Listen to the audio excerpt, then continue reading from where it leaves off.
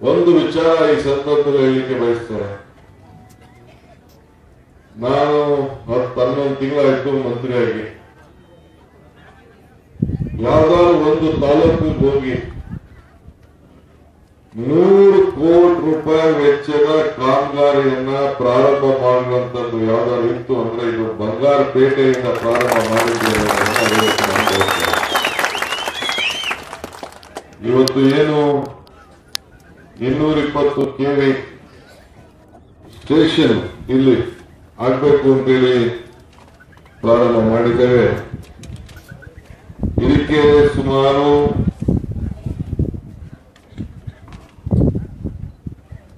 75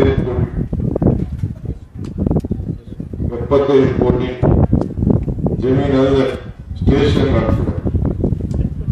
ಅವೆಲ್ಲಕ್ಕೂ 8, 7, 15 ಕೋಟಿ ರೂಪಾಯಿ ಆಗ್ತದೆ.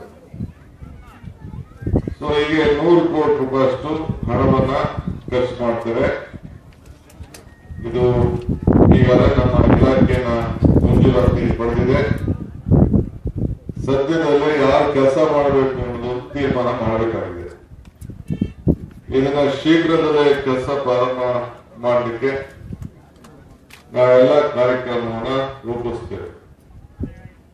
ಇದು ನಮ್ಮ ರಾಜ್ಯಕ್ಕೆ ಬಾರ್ಡರ್ ತಾಲೂಕು. ಮುನಿಯಪ್ಪನವರು, ನಾರಾಯಣಸ್ವಾಮಿಯವರು ಎಲ್ಲ ನಮ್ಮ ಮುಖಂಡರು ಇಲ್ಲಿ ಹೆಚ್ಚಿಗೆ ಉದ್ಯೋಗ ಸೃಷ್ಟಿ ಮಾಡಿಸ್ಬೇಕು. ಜನ ಗೂಳೆ ಹೋಗ್ತಾ ಇದ್ದಾರೆ, ಬಡವರಿದ್ದಾರೆ. ಅದಕ್ಕೆ ಕೈಗಾರಿಕಾ ಪ್ರದೇಶಗಳನ್ನು ತರಬೇಕಾದ್ರೆ ನೀವು ಸರಿಯಾದ ರೀತಿಯಲ್ಲಿ ವಿದ್ಯುತ್ ಶಕ್ತಿಯನ್ನ ಕೊಡಬೇಕು. ಇದನ್ನ ಗಮನದಲ್ಲಿಟ್ಕೊಂಡು ಇವತ್ತು ಈ 220 KV ಸ್ಟೇಷನ್ ಅನ್ನ ಸುಮಾರು 75-80 ಕೋಟಿ ರೂಪಾಯಿ ವೆಚ್ಚದ ಸ್ಟೇಷನ್ ಅನ್ನ ಇಲ್ಲಿ ಸಮರ್ಪಕವಾಗಿ ವಿದ್ಯುತ್ ಶಕ್ತಿಯನ್ನ ಕೊಡಬೇಕು ಅಂತ ಹೇಳಿ ಇವತ್ತು ಇಲ್ಲಿ ಪ್ರಾರಂಭವನ್ನ ನಾವು ಮಾಡ್ತಾ ಇದ್ದೇವೆ.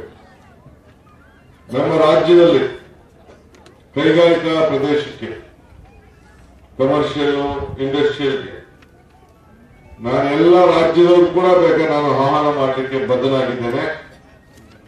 ಇಲ್ಲಿ ಸಮರ್ಪಕವಾಗಿ ತಮಿಳುನಾಡಿನ, ಆಂಧ್ರಕ್ಕಿನ ಈ ರಾಜ್ಯದಲ್ಲಿ ಉತ್ತಮವಾದಂತಹ ವಿದ್ಯುತ್ ಶಕ್ತಿಯನ್ನು ಕೊಟ್ಟು ಕೈಗಾರಿಕಾ ಪ್ರದೇಶಗಳಿಗೆ ಉತ್ತೇಜನ ಕೊಟ್ಟು ಉದ್ಯೋಗಗಳನ್ನ ಸೃಷ್ಟಿ ಮಾಡುವಂತ ಕೆಲಸವನ್ನ